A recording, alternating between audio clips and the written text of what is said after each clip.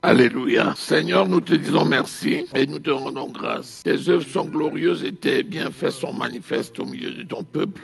Tu prends le contrôle de toutes choses, Seigneur. Tu te révèles puissamment, tu nous enseignes tes voies. Et que l'honneur et la gloire te reviennent. Au nom de Jésus, nous avons prié. Amen. Nous allons voir comment marcher avec Dieu. Nous savons que si nous marchons avec quelqu'un, il y a des exigences. Sinon, nous allons perdre cette personne. Si je sors avec quelqu'un et si je marche avec quelqu'un, je suis tenu de considérer la position de la personne et de rester vigilant pour ne pas être loin de la personne. S'il se trouve que c'est la personne qui me conduit, si je ne suis pas vigilant, à coup sûr, je vais m'éloigner de la personne et je vais m'égarer. Nous sommes conduits par le Saint-Esprit. Et le Saint-Esprit, c'est Dieu. Et si nous nous éloignons de l'Esprit de Dieu, alors nous pouvons nous perdre. Aujourd'hui, nous allons apprendre à marcher avec Dieu. Mais pour marcher avec Dieu, il y a un principe initial. Il faut déjà s'assurer qu'on est avec lui. Donc, quand je dis marcher avec Dieu, je parle de quelqu'un qu'il a rencontré. Je parle de quelqu'un qui lui appartient. Autrement dit, si quelqu'un ne lui appartient pas, il est tout simplement impossible de marcher avec lui. Philippiens 3, verset 12. Donc nous voyons que c'est une marche. Mais l'apôtre Paul l'assimile ici à une course. Ce n'est que quand il va franchir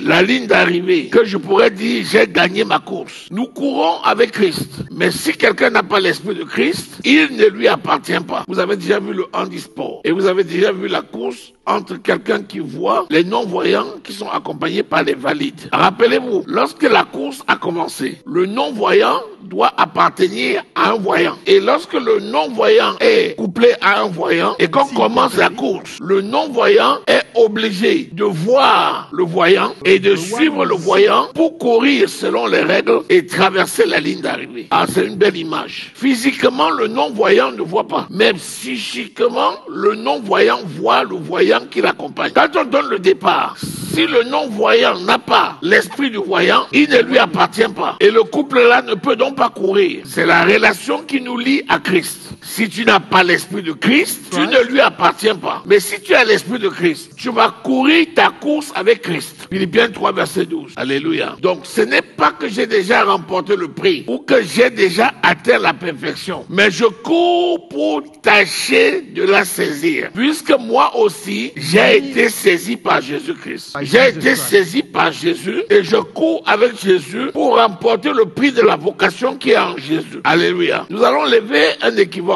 Nous voyons donc que si nous voulons être en phase, il faut impérativement que tu sois en phase avec Christ. Et c'est ça que nous lisons encore dans Galates 2, verset 20. J'ai été crucifié avec Christ. Et si je vis, ce n'est plus moi qui vis, c'est Christ qui vit en moi. Si je vis maintenant dans la chair, je vis dans la foi du Fils de Dieu qui m'a aimé et qui s'est livré lui-même pour moi. Donc ça veut dire quoi? Ça veut dire que lorsqu'on me voit, même si on considère que je suis un être vivant, ce n'est pas l'être là qu'on voit qui est vivant. L'être qu'on voit là est mort. Mais c'est Christ qui vit en moi et qui me donne le mouvement et l'être. Ça veut dire que désormais, pour que je cours ma course, pour que je marche avec lui, il faut que ce soit son esprit qui vit en moi, qui me dirige. Maintenant, que dit Matthieu 7, 7? La question c'est, demander quoi? Chercher qui? Frapper à quelle porte? Ce qui m'intéresse ici, c'est chercher. Les gens disent souvent, je cherche la face de Dieu. Je cherche la face de Dieu. Je cherche la face de Dieu. Qui peut chercher la face de Dieu? Il n'y a que celui qui ne connaît pas Dieu, qui normalement cherche la face de Dieu. Mais celui qui connaît Dieu ne cherche pas Dieu, parce qu'il vit par Dieu. Du coup, il ne le cherche plus. Je cherche la face de Dieu. Tant que tu le cherches, ça veut dire que tu n'as pas commencé à marcher avec lui. Écoute-moi bien. Je voudrais qu'en cette année 2024, que l'on prenne de la vitesse. Qu'on ne vienne pas à une réunion de prière, que sur 1 heure de temps, on passe 55 minutes à chercher la face de Dieu. Si tu cherches la face de Dieu, que tu ne le connais pas. Jérémie 29, verset 13 à 14. D'abord ça. Il s'adresse à qui? Par la bouche du prophète. Il s'adresse au peuple qu'il a choisi. Or, rappelez-vous que ce peuple-là, c'est le peuple d'Israël. Et ce peuple-là cherchait Dieu. Mais c'est Dieu qui pouvait se révéler à eux. Et Dieu se révélait à un certain nombre d'entre eux, notamment les prophètes. Mais